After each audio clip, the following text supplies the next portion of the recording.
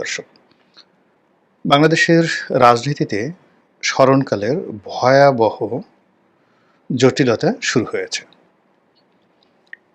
একটি ঘটনার সঙ্গে অন্য ঘটনা, একটি প্রেক্ষাপটের সঙ্গে অন্য প্রেক্ষাপট, একটি অপরাধের সঙ্গে অন্য অপরাধ, একটি সমস্যার সঙ্গে অন্য একটি সমস্যা, একেবারে ডালে চালে সেদ্ধ হয়ে এমনভাবে খিচুড়িতে পরিণত হয়েছে। আপনি ইচ্ছে করলে এখান থেকে পানি আলাদা করতে পারবেন না, চাল আলাদা করতে পারবেন না, ডাল আলাদা করতে পারবেন না। তদ্রূপ আমাদের পুরো বাংলাদেশের যে সার্বিক পরিস্থিতি, সেই পরিস্থিতি রীতিমতো জগা খিচুড়িতে পরিণত হয়েছে। আর যখন এইরকম একটা পরিবেশ পরিস্থিতি তৈরি হয়, তখন সেখানে যা হয়, সুবিধাবাদী যারা গ্রুপ রয়েছে, ধান্দাবাজ যারা গ্রুপ রয়েছে, তারা ভীষণ রকম আনন্দে উদ্বেলিত থাকে। সমাজে যারা ভদ্রলোক, সম্ভ্রান্ত এবং মধ্যবিত্ত শ্রেণী, তারা মারাত্মক বিপদ এবং বিপত্তির মধ্যে থাকে। সাধারণ মানুষ, তাদের জীবনে ত্রাহি ত্রাহি অবস্থা তৈরি হয় এবং এর ফলে সকলের যে কাজ করার ক্ষমতা, ঘুমানোর ক্ষমতা, বিনোদনের ক্ষমতা, বেঁচে থাকার ক্ষমতা, এটা নষ্ট হয়ে যায়। এমনকি যুদ্ধের মধ্যে যে উদ্দীপনা থাকে, এখন ইসরায়েল এবং ইরানে যুদ্ধ হচ্ছে, তো সেখানে ইসরায়েল এবং ইরানের যারা জনগণ, তারা তাদের 5টি ইন্দ্রিয়র সর্বোচ্চ সতর্কতা নিয়ে বেঁচে থাকার লড়াই করছে, পালানোর চেষ্টা করছে, প্রতিপক্ষের সঙ্গে যুদ্ধ করার জন্য চেষ্টা করছে। কিন্তু বাংলাদেশে যে অবস্থা হচ্ছে, সেখানে মন ভার হয়ে যাচ্ছে, মস্তিষ্ক দুর্বল হয়ে যাচ্ছে এবং কাজ করার ক্ষমতা, খাবারের ক্ষমতা, এই জিনিসগুলো কমে যাচ্ছে। ফলে দেখুন, জিডিপি, আমাদের যে সারা দেশের যে গ্রস যেটা ডেভেলপমেন্ট জিডিপি প্রোডাক্ট, তো এই যে জিডিপিটা, এটা নর্মালি 6.5 থেকে 7 এইভাবে চলছিল। সেটা 3.5% বা 3.7% এবছর হবে বলে বিশ্বব্যাংক বলেছে। ইন 1974 যখন বাংলাদেশে দুর্ভিক্ষ চলছিল, তখনও জিডিপি ছিল 6.5। তো 7.5 কোটি বাঙালির সম্মিলিত কর্ম, এই কর্মের যোগফল যখন 6.5 হয়, আর তার মধ্যে যদি একটা দুর্ভিক্ষ হয় এবং সেই দুর্ভিক্ষে যদি 30 লাখ লোক মারা যায়, তাহলে 18 কোটি মানুষের সকল কর্ম এক করলে সেখানে জিডিপির হার যদি 3.5 বা 3.7 হয়, তাহলে সেখানে কি পরিমাণ ভয়াবহ দুর্ভিক্ষ হতে পারে, আর সেই দুর্ভিক্ষ হলে কত লক্ষ নয়, কত কোটি লোক মারা যেতে পারে। এর চেয়ে অভিশাপ আর হতে পারে না, এবং সেই অভিশাপ আমাদের দিকে ধেয়ে আসছে, অথচ আমরা এখন পর্যন্ত নিশ্চুপ। যেটা বলছিলাম, রাজনীতিতে জট লেগেছে, ভীষণ রকম জট লেগেছে। কেউ কাউকে বিশ্বাস করছে না, কেউ কারোর সঙ্গে সম্পর্ক স্থাপন করতে পারছে না, কেউ কর্তৃত্ব নিয়ে, দায়িত্ব নিয়ে তার কর্তব্য পালন করছেন না।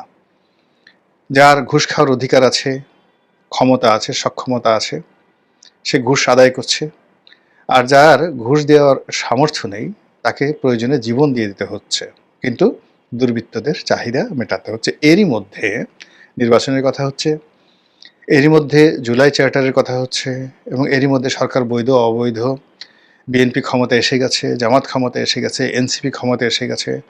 অনেকে মন্ত্রী, এমপি, প্রধানমন্ত্রী হওয়ার জন্য যে দৌড় শুরু করেছেন, তার আগে দেশ বিদেশ থেকে তারা স্যুট, টাই, কোট তৈরি করেছেন। কিন্তু আমাদের জাতীয় জীবনে যে সমস্যাগুলো, আকাশের সমস্যা, যেমন ঝড়, বৃষ্টি, বন্যা, এইগুলোর পূর্বাভাসে আপনি দেখেন যে সামনের 6-7টা মাস কিন্তু ভালো যাবে না।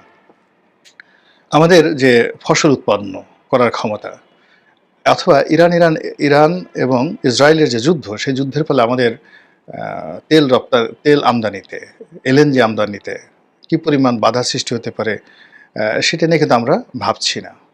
আমরা কেবলই মাত্র আমাদের যে দৈনন্দিন কর্ম, সেই কর্ম নিয়ে হৈ হুল্লোড় করছি, উল্লাস করছি, এবং এটাই হলো আমাদের মন এবং মস্তিষ্কে যে মড়ক লেগেছে, পোকা ধরেছে, পচে গেছে, এটার একটা বাস্তব উদাহরণ। তো যেটা বলছিলাম, যে এই সরকার যেভাবে ক্ষমতা এসেছে আর আগের সরকার যেভাবে ক্ষমতা থেকে চলে গেছে, আপনি আমি এটা কম বেশি সবাই জানি।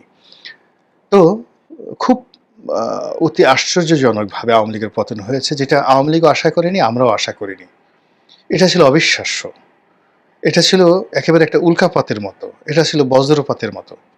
আপনার চোখের সামনে যখন বজ্রপাত হবে, তখন আপনার কোনো কাণ্ডজ্ঞান থাকবে না। মন মস্তিষ্ক কোনো কাজ করবে না। কান বন্ধ হয়ে যাবে। তদ্রূপ শেখ হাসিনা পালিয়ে গেছে, গণভবন লুট হচ্ছে, আমরা দেখছি। কিন্তু আমাদের এটা বিশ্বাস করতে, আত্মস্থ করতে অনেক সময় লেগেছে। ১ সপ্তাহ সময় লেগেছে। হলো কি? কিভাবে হলো? ২ নম্বর হলো যে এরকম একটা ক্রাইসিস হতে পারে এবং তখন হলে আমরা কে কি করব? এটা নিয়ে আমাদের একটু পূর্ব প্রস্তুতি ছিল না। রাজনীতিবিদদের ছিল না, বুদ্ধিজীবীদের ছিল না, অর্থনীতিবিদদের ছিল না, কারোর ছিল না। সেনাবাহিনী, পুলিশ কারোর ছিল না। তারা সবাই শেখ হাসিনাকে আরও বহু বছর ২০৪১ সন পর্যন্ত ক্ষমতায় রেখে ওভাবেই সরকারি দল এবং বিরোধী দল, আমলা-কামলা সবাই সেভাবে চিন্তা করে আসছিল। তখন ১ ঘন্টা নয় ৩০ মিনিটের নোটিশে যখন শেখ হাসিনা চলে গেল এবং সেখানে যে ভ্যাকুয়াম তৈরি হয়ে গেল, বিরাট শূন্যতা তৈরি হয়ে গেল, সেই শূন্যতার মধ্যে পড়তে হতে পারে, বিপদ হতে পারে, বিপত্তি হতে পারে। আর যদি সেই শূন্যতা কাটাতে হয়, কি করতে হতে পারে, তার জন্য আমাদের কোনো রকম প্রস্তুতি ছিল না। ফলে যা হওয়ার তাই হয়েছে। আমরা সবাই ভুল করেছি। এমন ভুল করেছি, মারাত্মক ভুল করেছি, যার ফলে কি হলো আমাদের সকলের উপর, ডক্টর ইউনূস থেকে শুরু করে গ্রামের প্রত্যন্ত অঞ্চলের একজন দরিদ্র মানুষ, তার জীবন, জীবিকা, জীবন, যৌবন, পরিবার, পরিজন সবকিছু ঐতিহাসিক, যাকে বলা হয় ঝুঁকির মধ্যে আমরা পড়ে গেছি। এখন যদি আমাদের মধ্যে ঐক্য থাকতো, মিল থাকতো, এগুলো কোনো সমস্যা নয়। এর চেয়ে অনেক বড় বড় সমস্যা জাতি মোকাবেলা করে, কিন্তু তাদের মধ্যে ঐক্য থাকে। কিন্তু গত ১০ মাসে আমরা সেই ঐক্যটা হারিয়েছি, বিশ্বাস হারিয়েছি, আস্থা হারিয়েছি এবং তার সঙ্গে সঙ্গে আমরা একে অপরের শত্রু হয়ে গেছি। আপনারা জানেন যে এই মুহূর্তে বিএনপির শত্রু কারা, জামাতের শত্রু কারা, ডক্টর মোহাম্মদ ইউনূসের শত্রু কারা। তো সবাইরই এই ১০ মাসে নতুন শত্রু তৈরি হয়েছে। পুরনো শত্রু যারা ছিলেন তারা তো পলাতক, নতুন শত্রু তৈরি হয়েছে এবং নতুন শত্রু এই নতুন পানিতে, মানে নতুন পরিবেশ পরিস্থিতিতে এতটা শক্তিশালী, এতটা নির্মম এবং এতটা নিষ্ঠুর যে শত্রু তার প্রতিপক্ষের জন্য কতটা ভয়াবহ হতে পারে, এটাও আমরা এখন পর্যন্ত কল্পনা করতে পারছি না। ফলে এই গত ১০ মাসের যে সহজ সরল আমাদের রাষ্ট্র ব্যবস্থা, ঢিলে ঢালা প্রশাসন ব্যবস্থা, তারপর ক্ষেত্র বিশেষে দুর্নীতি, অনিয়ম এবং নির্বুদ্ধিতা, এগুলোর ফলে জাতীয় জীবনে এতগুলো বাঁক তৈরি হয়ে গেছে, অ্যাঙ্গেল তৈরি হয়ে গেছে, যেখান থেকে এখন বের হওয়ার কোনো রাস্তা আপাতত নেই। সরকার কিভাবে শপথ নিলেন, তার বৈধতা কি? এক পক্ষ বলছে এটা বিপ্লবী সরকার, আরেক পক্ষ বলছে সাংবিধানিক সরকার, আর এক পক্ষ বলছেন যে সুপ্রিম কোর্ট থেকে যে রেফারেন্স এসেছে সংবিধানের ১০৬ ধারা অনুযায়ী, সেই